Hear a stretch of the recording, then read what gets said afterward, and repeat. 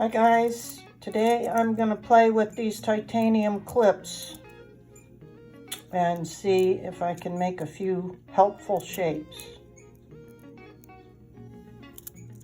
When you look at this little example that was on the website, really look at it, though there's about 10 strips out there, there's really only about 5 different shapes. Some of them are just turned sideways and whatnot. So yeah, I'm most interested in some that have the pointed ones. These strips are 4 inches long by a 1/4 inch or less than a 1/4 inch wide. And they're made out of titanium, so they won't melt. And technically, they are not what's considered a heat sink, which that terminology had me confused for a long time. A heat sink basically is anything that draws the heat away from your intended target. So, the first thing we're going to do is mark the center, and then a 1/2 inch away from there, from the center, to get a shape similar to this. Even though this wasn't exact, I did better with this one. Okay, and then from there we are going to bend this side.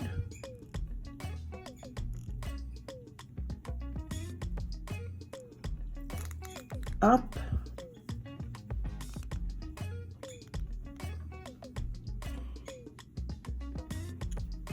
Turn it around. Bend this side. Up. Oops. Nope, I'm supposed to bend it at this point. So you get kind of a, this shape, but I can already see that it's wonked out, but I'm sure I can make it work.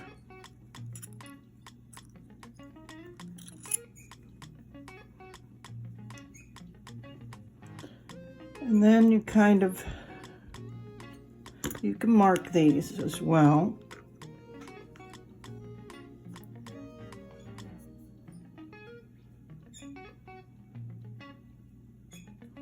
Let's say a 1/2 inch.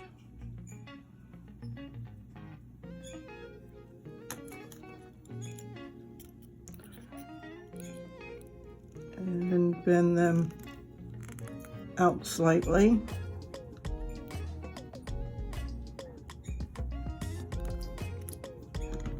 So you get something like that.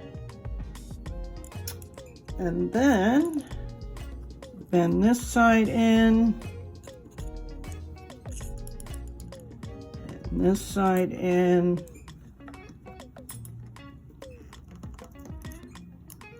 Then from there you just finagle with it. Some I saw where to get that real tight connection, you bend it here.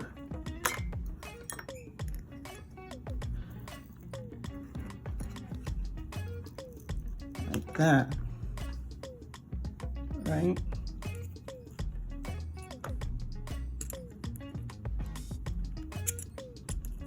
And you just have to play with it a little bit to get what you want, to get it tight.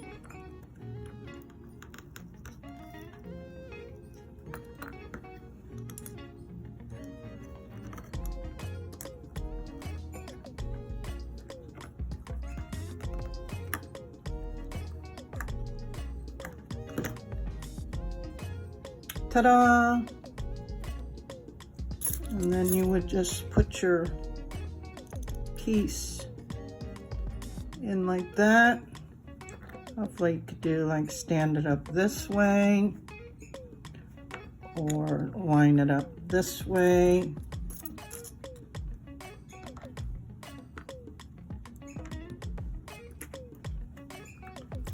Maybe like this way.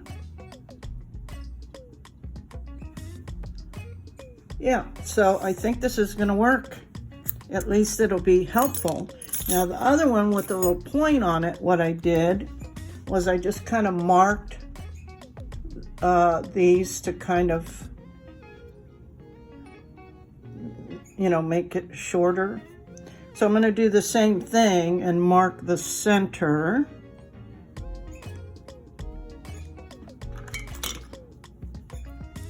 At like 2. And then let's see. This one, I want like this point is going to curve down. Experiments. So I don't know if this is exactly how it's going to work, but I think it's basically the same. And actually, I think I'm going to mark it at 1/4 inch and make that a little bit longer. So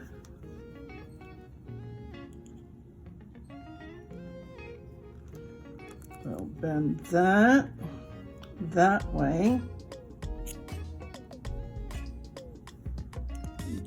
Bend this.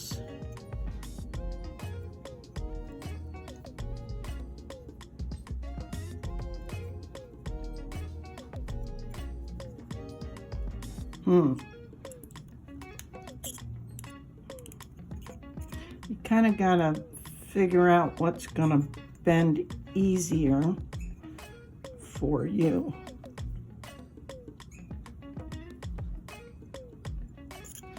Let me think about this before I bend it.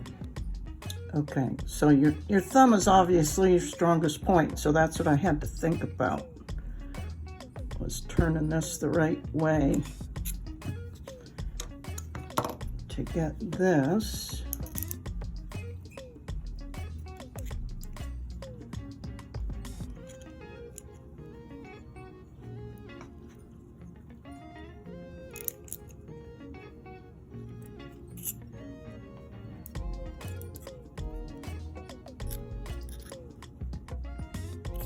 Because then I want to bend this tip down like this. Aha.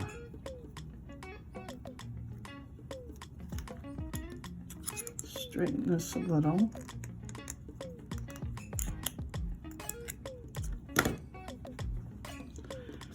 So that would hold like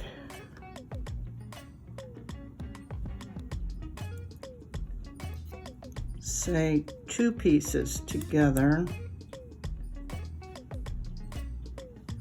like that.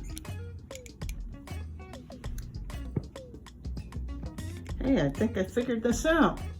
So the only other one I think I will make right now anyway is one of these with the 2 points on the end.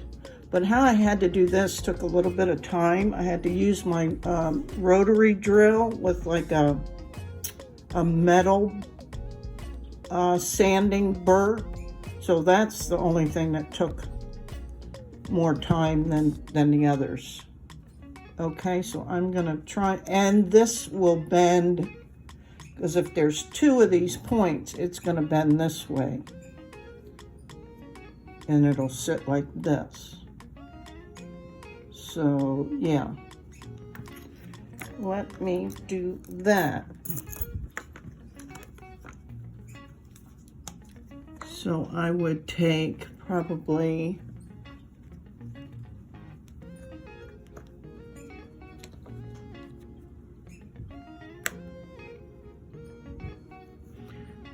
say, whatever that line is, it's not a 1/4 inch. Maybe I should go a 1/2 inch. Let's go a 1/2 inch. That'll leave me room. So marking these ends 1/2 inch from the end. And then I'm also gonna make kind of a, like if I want a point here, we'll grind that down and that down on both ends, right? To make a point on both ends. And I'm sure people are doing this a lot more technical, but I'm not. Okay, let me go at that. So guys, I watched a video a couple days ago. It was no speaking or anything. Most of these that I watched were just like shorts, so they didn't really give you any explanations. But this gal was using a jeweler's saw instead of like a Dremel tool. And so I tried that, and it turned out pretty good. I mean, it's not perfect, but it doesn't need to be perfect. It needs to be functional. So I showed you guys, here's the one, oh, this one. This one I used my Dremel tool to get that, and that was fine, but that took me, oh geez, 15-20 minutes to get that shape. And this took me about 5 minutes with a jeweler's saw. So all I did was I got my calipers out and I measured the thickness of one of these, and it wasn't precise, but you have to guess on some of these. Let's see, zero it out first, and then put your metal in there and squeeze it. So it's really close to 1 millimeter, which in gauge is about 16 or 18 gauge is 1 millimeter in like wire or sheet. So then I just went on a site, I think it was Pepe Tools has a guide to show you what gauge and what size of your saw blades to use. So they recommended a 2 as opposed to what they call a 0.2 or 2/0. Yeah, I think that's a 2/0, which is really small. That's what I've been using to cut out the sheet metal for the back plates, but this is a different matter. Plus this is titanium, so it's a lot thicker than, say, the same gauge of a copper sheet, or even a sterling silver is going to be softer. So anyway, I took their recommendation and I did it. Ha. So you can see, I guess I had it, oh, it broke. That's what happened. But that's okay, because I don't use this size very often. So I'm going to continue and get the rest of those points done before I shape it. Okay, so I completed that. I bent these down the opposite direction as that other one. Where is that other one? So here's the other one. Sorry, it was right in front of my face. Anyway, this one is bent, right? Flat. And then these are bent, gosh, I don't even know what orientation you would call it. They're going to be bent, they're bent on the thin side, whereas this was on the flat side, I guess is how you want to talk about it, right? So this is bent this way, and these are bent this way.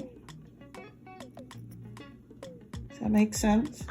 So that was kind of the only thing that threw me a little bit was I did the first one and tried to shape it. And I'm like, wait, what? but you can figure it out. So now I'm going to do the same thing basically and mark the center and then how wide a piece I want this. So these are all about 1 inch in width. This one was a 1/2 inch. So I think I want to go like maybe 3/4 inch. So I'm going to do that. I'm going to mark the center. And then that was a 1/2 inch, not 3/4 inch. I guess it'd be 3/8. I am terrible with fractions. I mean, I get the concept, but I don't know if what this mark is. Like, I know that's 1/2, I know that's 1/4, I know that's 3/4, but all these in between. And I think it has something to do with, say, isn't there like 1, 2, 3, 4, isn't there 5? I don't know. Anyway, I'm not going to spend my time on that. And I'm going to bend these up and we'll see how this works. Okay? Okay, guys. I did manage to pull that off. And this is really just to kind of maybe hold like 2 pieces, like to apply a little bit of pressure there, just to hold them down. So there's that design. There's this design, which will definitely do that. This one's a little wonked out, but I can maybe fix that. And then these two are pretty similar in design, which was pretty cool that I was able to do that. So we'll see if these offer some benefits to me with holding things in place when I'm trying to attach like ring shanks or whatever. And I still have 5 of these left that I can experiment with. So I hope you found this somewhat educational. And if I can do it, guys, you guys can too. So if you need help with something besides the third hands, and in particular, this is for hard soldering. I think the other third hands and stuff are fine for soft soldering and any other type of applications. You might need something to be held consistently. But, okay, I'm happy with these, so we'll see if they work. Fingers crossed. Okay, now on to my next project. Bye.